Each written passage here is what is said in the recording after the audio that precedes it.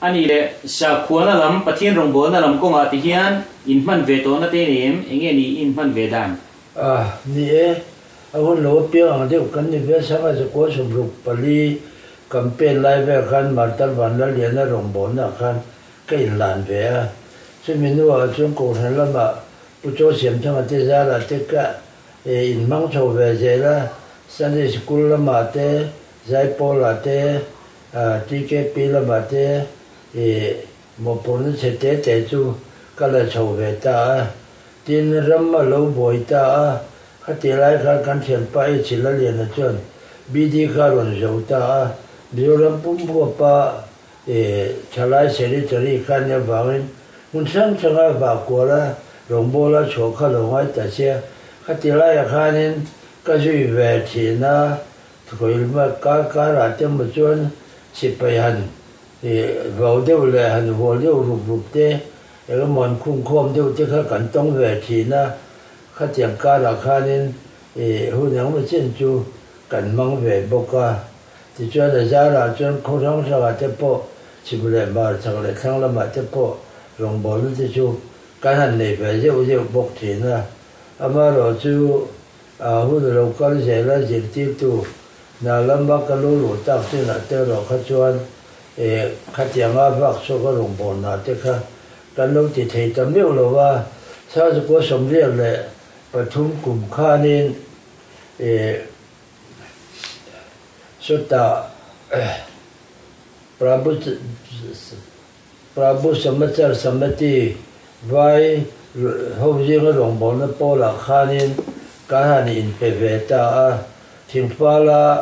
กันว่ากันละลมมันวิเชียมินมินแปกกันหัวเจี๊ยข้ากันอินาจะข้านี่ข้อมูลนี่จะเนี่ยเขาจะขันหน้าข้าแล้วผมตาสุดท้ายจนทีมใดเรียกจระเข้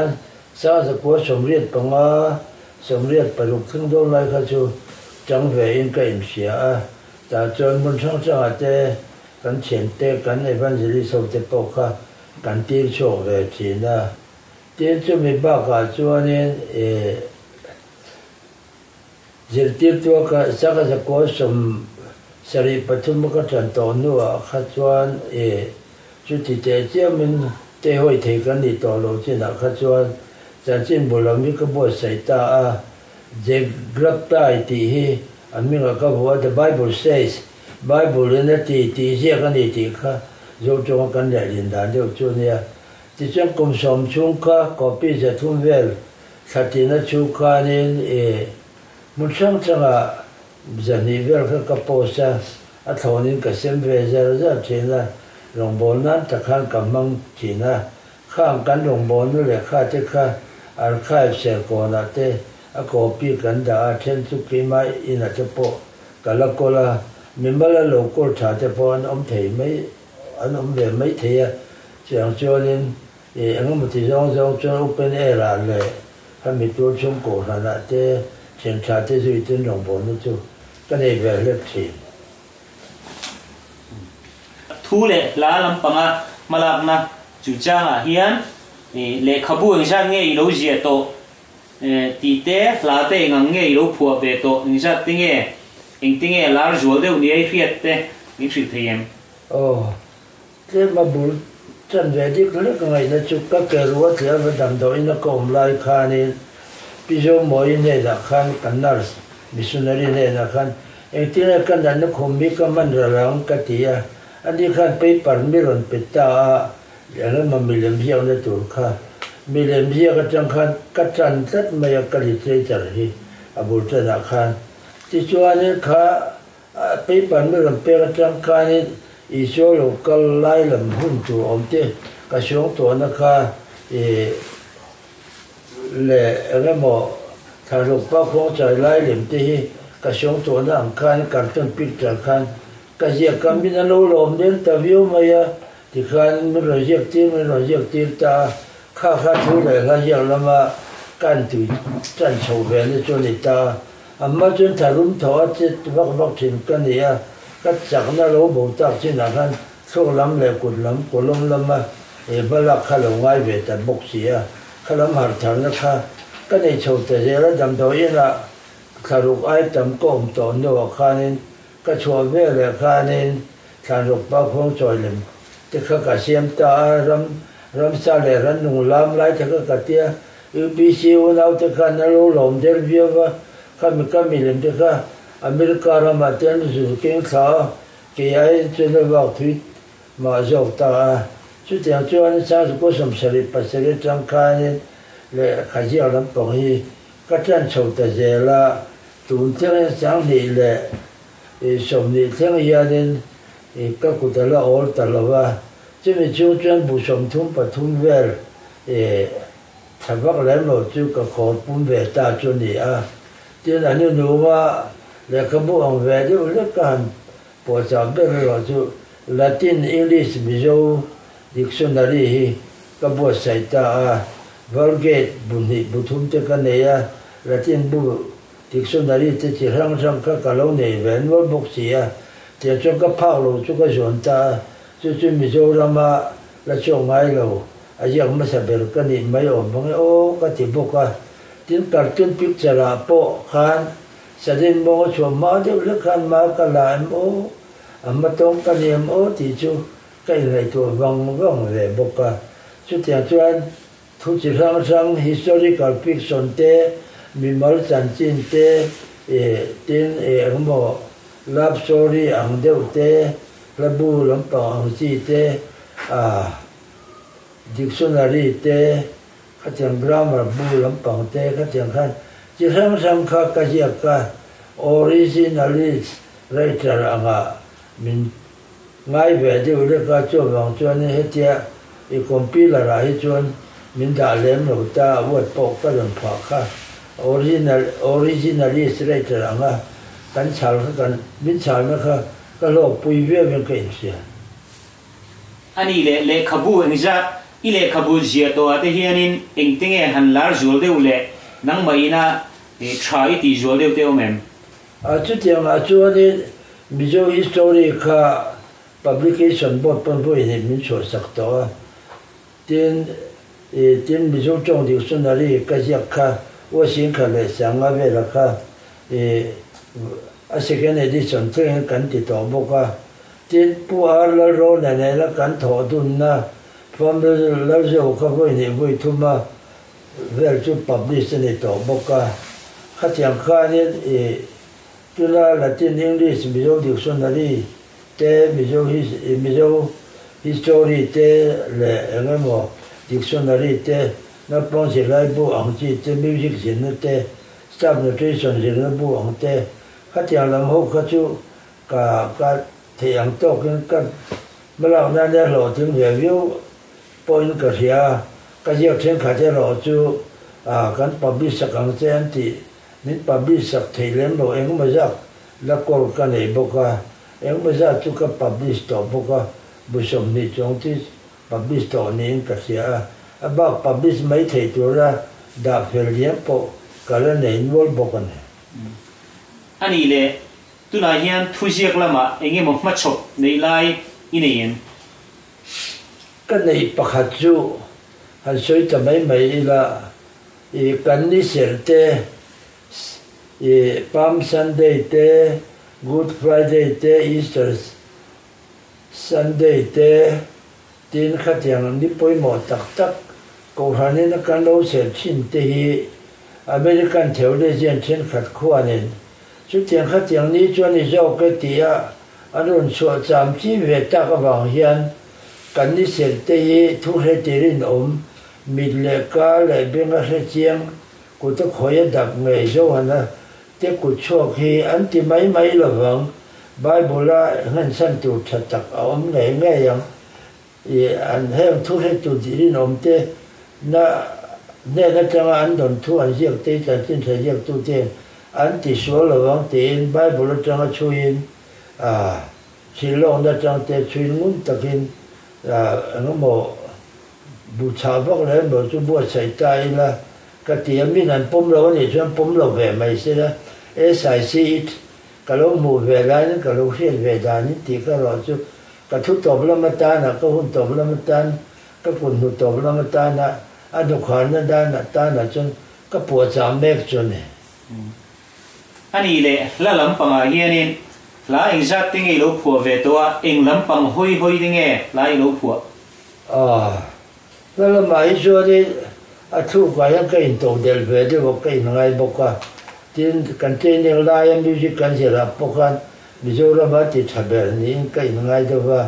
chứ bây giờ anh cùng là khăn music gì nó bốc à cái xem duy ta bốc à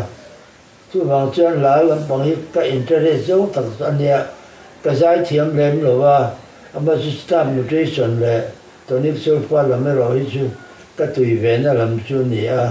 thì chân lại sống đi là thì về cho các phụ về tôi thì lo miếu cái tiền là chỉ rằng rap làm bằng là tê lên dèm làm là đều tê ra thum giải phụ tê và sẽ trả làm hành phụ đó rằng bùi mang tê là tụ tê bằng phụ đó tê history làm hành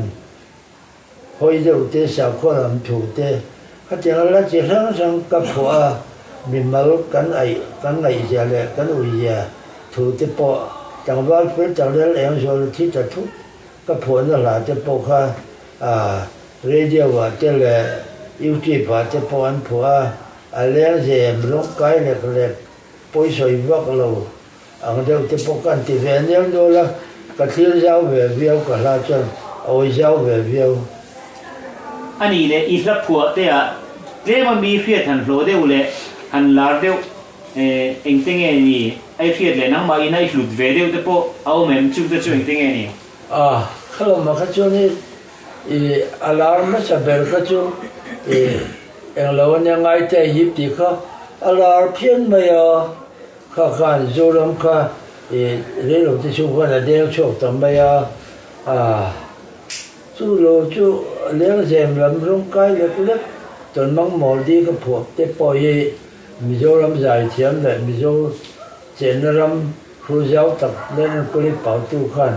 mình là sắc cái yêu chi bảo tế bồi trái thì chú tuần mong mỏi đi thì khan này khó khăn như này mình ăn lâu đủ để về viêu ngay tại tu tiên hồi hòm vàng ấy thì chú cả xe lô và thế là background tế bồi khan ăn lâu xem thật hiện bốc xe bốc xe tu tế khan này khang tế bốc khan tu tế bốc khan cái tổ del về cả tiền chú là em số là cái phụ nó có uy na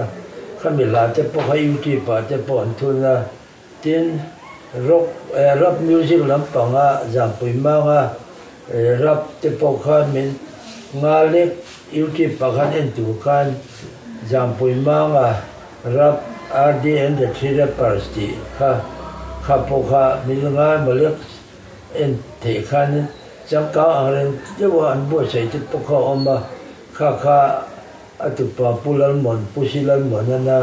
mình phải nên sẽ chẳng cần xem với nghe suốt ngày chuyên thu lệ là chăm tí tê ông bố cái tin doctor lớp trung này là khiến tệ khăn của mình sẽ bẹt bạc hạt su xây ra chắc là mình lâu ngay lâu là thua sari là cái phua chú không về là bao lâu ông lâu về thì ta này chăn chú bây giờ chúng không mặc khăn nào để tiền mới lần đầu về cái lớp phua ấy thua thum mà đi thì khăn nó lần sợi ta cái bù là khăn chuyện này cũng khăn nên cái sáng hồi rồi bù này bốc cái này có mà thua thum nên nó phua thì cái phật em hồ tao nô khăn ngồi thì thua sari bữa nó phua thì mấy ông ngồi cái là chẳng khát cháu kha ông giờ thu muốn nước xì khan thua sari khan chẳng sari khan cái phổ ta en rhyme này viết khan cái đã ta bốc chú tiếng trong cái phổ ta chú doctor là trong này là khiến để khan anh en vụt ta không về lấy tiếng lại ông có là sẽ lấy chú thì về tầm mấy khá chú này anh đi kha mình hỏi hôm mi promote rồi bùi ta cái này đâm nó liền sẽ thật thôi sẽ thì có họ là view nghe mày anh ấy lệ mình trả cái chân chính lệ anh thà nó đã luiอย่างchi thế hắn hai chùa lệ cái tiếng nga mà lạc na để khai này điกันphía anh tiếng cái tiếng con ai mà lạc na anh ha cái tiếng về nhiều nữa là sao cái có sủng cố lệ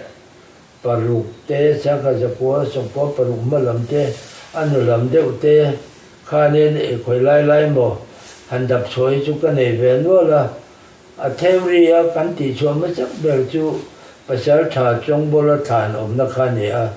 chú ta cho nên xét cắn đủ gì khởi lai nghe thì khởi lai nghe anh phùm tỉ khá cái dấu cái đập ta xét hồn nào cái vóc là tại chân bút kế hậu thang là triển tế khá khi mình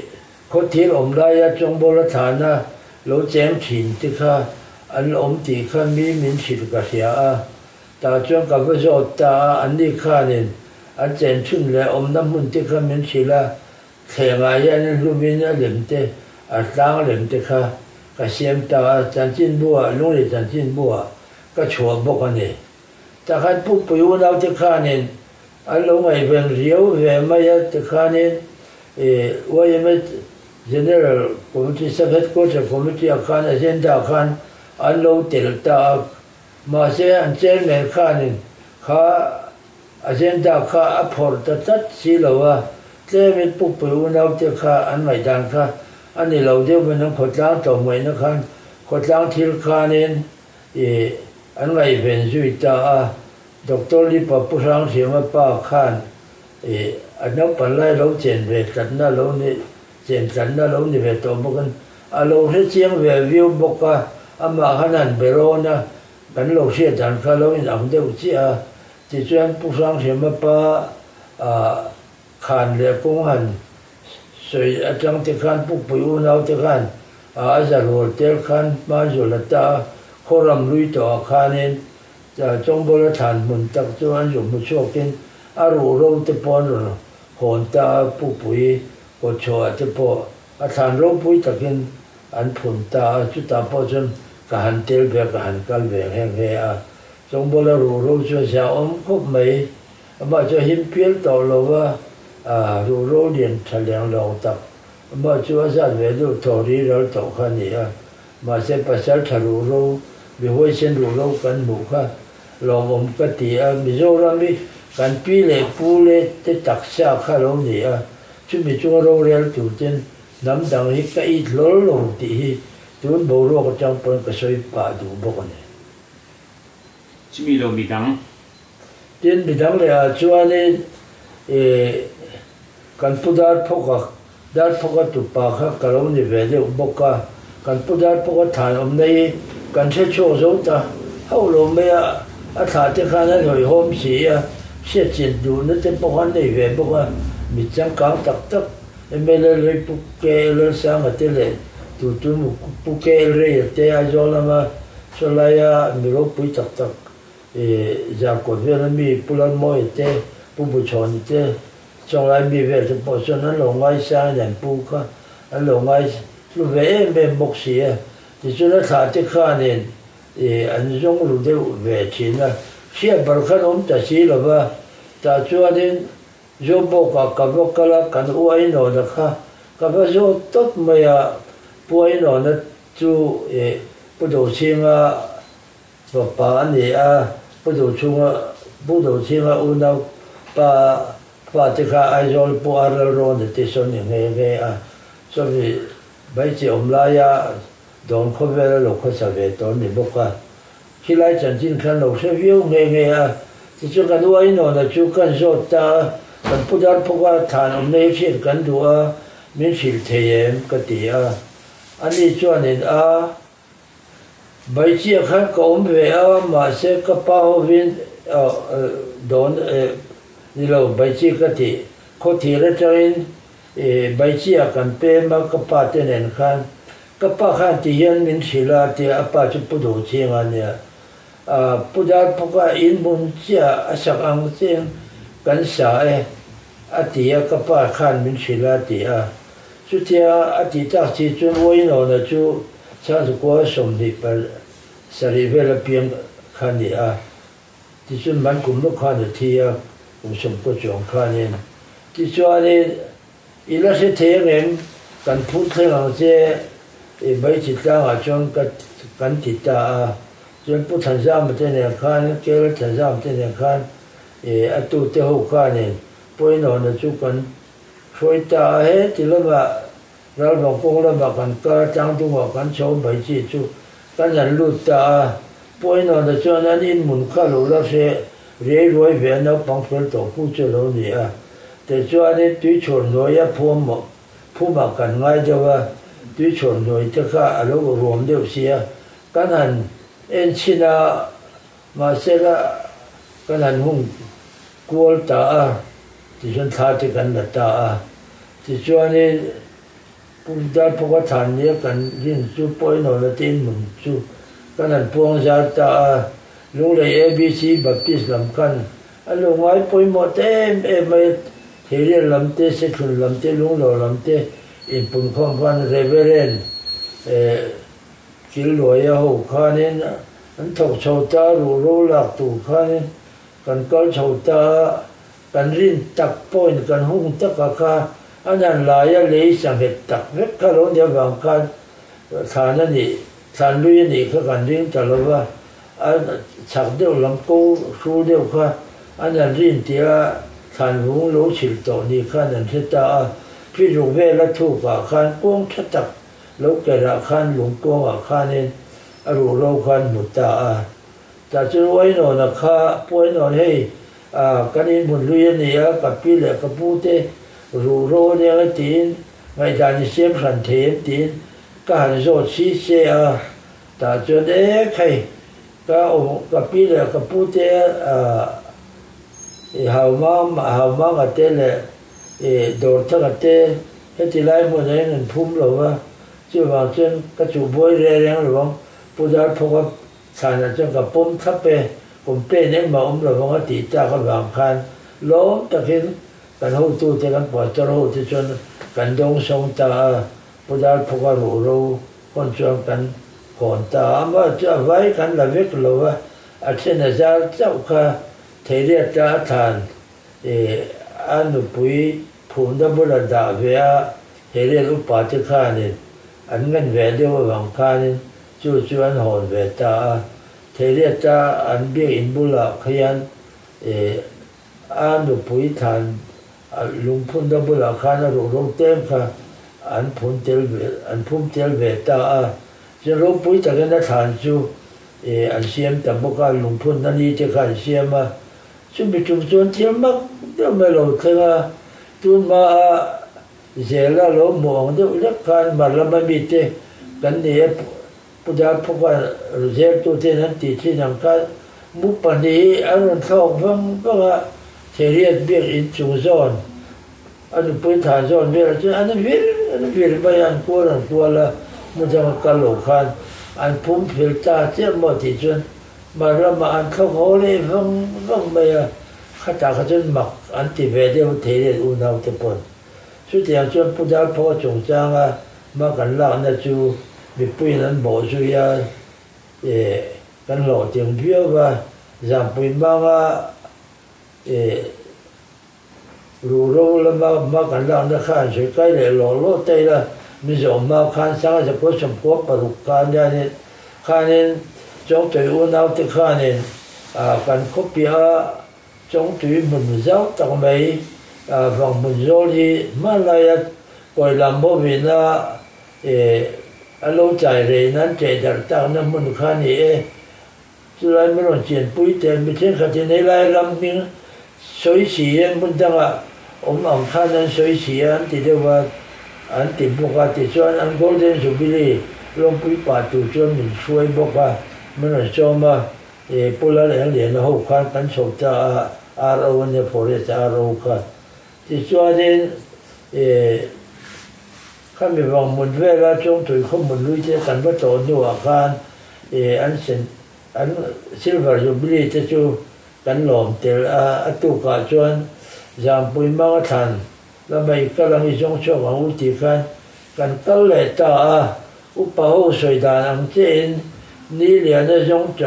phát triển bù là giảm bùi mang thành cho ổn thì kha trở thành con lui đại bù là anh ấy thì kha anh lâu sợi ăn chia khan đi liền là phát triển cho cần pan tăng ngã ra cần chụp ta trong túi anh chạy ra trung anh còn nó làm đào lắm tiền rồi chắc กันพูดถ้าเจละอามาเราจูส่วนไล่ลีหาวร้อนนะเรื่องปุ๊บมันติดจักขจูกันเสียงมันแต่ละว่าจังหวะเถิดจางทุ่งรวมเดียวไม่เข้ารู้ตาสุดท้ายจงการยังตัลเพลตากันหมู่จากอะไรมีทั้งฤดูแล้งแล้วใส่โน่นสกีสมกับตูดูปุยแล้วตุชีฐานจะพบกันหัวตุปาบุกเกฮอลันด์รู้อโลละฐานชัดตะกี้นั่นรู้มาหลบผลบุกก็จนนั้นแล้วหามาฐานจะสุกันนั้นมุตบุกก็จงว่าเทลตะการจนตุนมาเกปุยอโลครามวักถูกจะโปมันศิลาที่จวนกันก็เลยละเกิดจากข้อมูลรู้อย่างจวนนี่อย่างข้อเวงตบภาษาชาติจะเวงโมรักขันเราตีละเวงตบปากขันนี่เรียนพัดตัวบุรักขันนี่ฐานเนี่ยตักโจไรเดียวที่กันนั้นมุตตากันนั้นรินเสแล้วตาเลยข้าลงมุกทวิวมามีร้องฐานนี่เราอินภูมินั้นนี่เราที่กันเรื่องเรื่องตาพัดตัวบุรักจวนนี่บ้านลายปัลจอยเราวิพุนบกไข่ช่างเทตอลูเฟรกตักเรื่องที่อุปเดี๋ยวเดียวเราตาสมัยบุญจุกันหันฐานนั้นวิพุนนั้นเรียกโกลได้ตีค่ะสมัยโกลได้บุญจุกันหันหลายตาฐานเลยหุงพันตีกันเชื่อโชคตากันหลายเจละทุกเจละฐานนั้นนี่เจ็ดตีค่ะกันปุ่มเห็ดเจละขั้วทิมโดนแต่ไม่เสียจงตัวอ้วนเอาสมบีสมมาโรดเนี่ยข้านี่เทียงปุยเท่ากันนี่นะเจ้ากันฟังด้วยจนเกนี่ข้าลงเลยลำปานีโฉลไลลีหาวร้องน่าเหี่ยวกุ้งวันตีไลตุยจางน่าลำปานีคนลำปานีกันหัวตาอาการแหละทอดจนาข้านี่จำปุยมาถามจนหันฟินเสียตาแต่จนอารมณ์โลกว่าเราเวทต่ออามาจูอัตตาเร็วเลยเดลเกตข้างอันเราด่าข้าจูลำปีเกตข้าอมตาที่จวนนี้จงถืออุณเอาตะข้านี่อันหอนชวันโรชะตาที่จวนนั้นปู่อัตุปาศิลันบวนาดังพังมณิปุระมีหาวสะต้นโตfirst class big factory ในมีสมจรินี้ที่นะมีหิมเหลนโคลเนี่ยน่ารวยต้นจีนค่ะสมัยไอโจลจานมาริเปเบงเรียนปุยในตู้เลยตู้น่ะสิไลมัวเมลทุ่มเถินมามีจะไอโจลอินเดียนเรียนโพสตู้ดำดอยนัตานะเอสติเมเซียมเวกอามาบริก first class เวกอาศักอินเดียนปุยไม่บันสมรูปมาไล่สองพุทธอาศักสุดท้ายสมัยบุรุษเจ้าสอนนี่อารมณ์ดอกรบปุยตะขาเจ้าหน่วยเตละเหลขานี่บ่ใส่นี่บอกว่าอารมณ์ดอกข้ากินทุ่มมันเนี่ยเสียกันเนี่ยอามาละมาจวนนี่จำปุยมังลากันผลนะคะเอามาไอโจลำเด็ดปากกันอาศักดิ์สาลุ่มส่งปลีท่าอันดาบอกว่าที่นี่มีอารมณ์เลยลำเด็ดชิมช่วงอาคานี่อากิลถุมดาคานาถาเจเลยถาเจจันจินตั้งปุยข้างข้าอันเสียบอกว่าสุดที่อย่างจวนนี่อาตุปาศิลันบวนาสมัยจันมาเรียนเบ่งเรียนปุยในตู้โซ่UPC ลำมีปุยหมดตักมีเจ้าหัวสาวยิงกันสวยโลเทโลข้ามีการรบปุยตะกินข้ากันสูนูข้ากันไปเสียไอ้ชายจกันอันบ่ใส่ตาติจวนอารมณ์พูดหัวหน้าพ่อกันมินิสเตอร์ประคัดการปุระถันโฮลนาวข้านี่หงเมงเฮชุดตาจวนหมอนกิมินใจเทียมน้องเดใจเทียมข้านจำปุยมาลาค่ะนั่นเดี๋ยวมันสตักไม่น่าจะมีปุยข้านพูดดูไม่บอกว่าสุดอย่างชวนกันเวลาเนี่ยสูนูค่ะโกรันเตมีมาเตเลยตัวเต้นไม่นั้นบอกสุดที่นั่นชุ่มปวดเต้นอันนี้เลยจอยมวยนะครั้งแต่ไปโหลดงตัวนี้กันเสียอีจอยมวยนะโหลดงตัวครั้งแต่เลยอดนกุมเตฟิดเพจวนินคดีที่ข้ามีหันฟิดเพจวนเลยกันพูดเราเป็นจอยมวยนะฮีกันโหลดงเวนัวละจอยมวยนะกันต้องของตีโป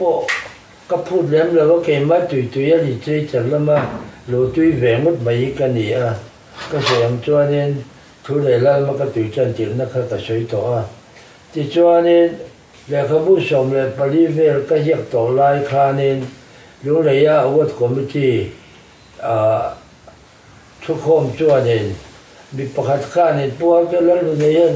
le khabu lo jiang lian rol ve to bok sia awat dong ta te lo ni ta ka a chan chin ti chui chui de ula tin rot na kha lo siama chu ti lai rot na lo siam tu chu pu pu van la lo ma tha sel chen ni he nge a upa jo thang khu ma pa kha ti chuan ni committee kha ne noi to vong vong kha ni ani taka pu ke ho la kha na chan chin lo chui sila chu ti chuan ni committee na ron report de ro se an ti ta chu ke ho la kha ni ile kha bu jiak zong zong to te kha a chan chin tang pui de le thu pui te kha lo jiak la men mi ron pe ro a ti ta cho các chân chín các lẽ không biết chân chín đều để chụp chung thủ tác bởi cho các giết thốt cho các bệ ta sai chế sản xuất bút cây hoa là bút sai nô là lên lên của bà cần ADM đúng lẽ cần bị chuẩn hóa khá bị khá nên sai chế sản khá à giết ta thì cho nên bản mà award nên chỉ comment ta chuẩn thì chính level các bản tăng nu chuẩn state level là ai rồi là tăng lệ national level là home department là khá nên sáng giờ có sản phẩm bảo ta khá nên bản mà award chú mình làm ta thì chuẩn đi sầm đi pali thật chúng sáng giờ có sản phẩm bảo ta khá nên Rashtra Party Bhavan president hồ là khá nên cả đông về ta này chú bản mà huột thì chơi chả là cái đông tụi con nó cho nên education nên thì tôi Mizoram đông Pasarina cái này chú cái lòng mình don mất sắc bề là này rồi bùi bờ bộ này cái gì đó là chú cho nên certificate of appreciation award kha MAL kan rong bo pui ti khan min pe boka chú ni som ni pa tha som sáng cái có sản phẩm Pathuma anh ấy tiền chúng tôi là cho nên sĩ kế ở trên tia chú chuyên rồi làm một giáo viên và sĩ kế cả ở thì năng nhận chú các ta nên rồi cho nó đi sau tên này nó chẳng tăng được qua nên anh còn bộ xảy ra sĩ kế ở chắc chắn mấy cái đi sống đi bằng thật chúng sáng cái có sản phẩm Pathuma nên đúng là cả đông bốc tiền ở chỗ là cho nên lifetime achievement là uất thì kha cả đông là chú thì chỉ level trong các đồng chú này ta đi cái này ta sống bằng đi sáng cái giấc qua sáng đi sống bằng lúc cả đông là tiền bây giờ làm sẽ bung bui hoa về đâu các đồng là bốc chú bây giờ đi chơi là đi uất thì kha này ni song pathum tha som sang ni song pasaria khan kadong boka tin pubonga wat chindama BCM missionary Mizoram missionary lo chok ma saber khami awat an bo sai malina an bo sai kham Mizoram huwa pa an ti kha ni som ni panga thanga sang ni le som le pariata khan kadong boka chính chúng mình nói cho nên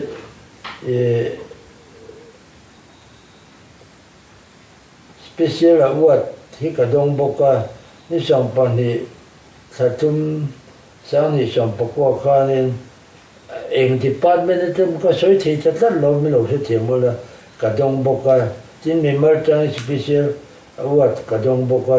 chú cho award chú pasari em lại chú award tiếng đều chú cả đông ba cả trời mồi nó lại anh nó mà lom pui na hết chứ cả đông nốt bốc trời mồi nó lắm lại lom pui nó lắm đi sum đi là bạc hạt về cả đông chỉ certificate of owner ang hi sum đi về cả đông bốc tiền education là mà certificate chỉ sang hi cả đông bốc chú diễn đó là mà nè music school changa BA thân kha nên certificate kha anh đọc tết để khăn cả đông sầu về bước viết cái dù còn bom đông sầu về bốc con này chú can lâu mình đồn cái phú lâu mình mình cho mọi nó cái đồn tết chú này chú mình bị tu tết chú ở trong cái lồng tắc mèo anh này tóc lóc yeah can thiếu đập soi đắng lệ chú khi mà cho cái đập soi về thua chang te kholui malaya kholuya khanin pudar chunga christian ne wanga anupui pudeng daina chu sakta apa parum le na soya apa pa thi san khami alung phun chung chang kha ka jo dap so turin chang te ka jo kalta te minan le deu le kila dấu sắp thở là thế bu le dấu sắp rồi thế lòng bộ nó bao nhiêu mấy thế bu bao thế khăn niệm phật lâu mấy thế bốc cần thế chiang chia làว่าbây giờ ông lại về đi Christian khăn niệm bu dar chung ở pasal chawai chen takha ai về mà sẽ là bu đeng lại thế khăn niệm Christian bác pani kan đủ là vẫn thì ta sẽ được bùi kha anh chủ sắc ta pháp pháp thì đặc biệt nó bằng thế rung điện này cho nên anh ông đồn ta thì cho sẽ bây giờ khá này sẽ bây giờ nó bùi khá này chẳng thế chẳng bây sẽ bây giờ nó bảo khá này khó thằng chủ sát tụ lên tiếc thật ta chúng ta chúng bây giờ chúng ở đây gặp bùi thế hồi lại phổ ba thế lại mình đang thế khác chẳng thế khá nên chúng ta ta cho nên sẽ cái tầm bé bốc lớn bọn nó thầm mình bùi việt mà sẽ lấy đầu tiên ông xung quanh bây giờ chúng ở chú thì tầm mấy gì và bắt đầu tết ha thì sản ta riêng tu khan nó tầm vóc bốc xì là vậy thì cho nên bố bông kha riêng này bây giờ chẳng thể cho nó chụp cái ta lùng kha chụp phun ta liền vóc bỏ phun là vậy bút thả là ba bút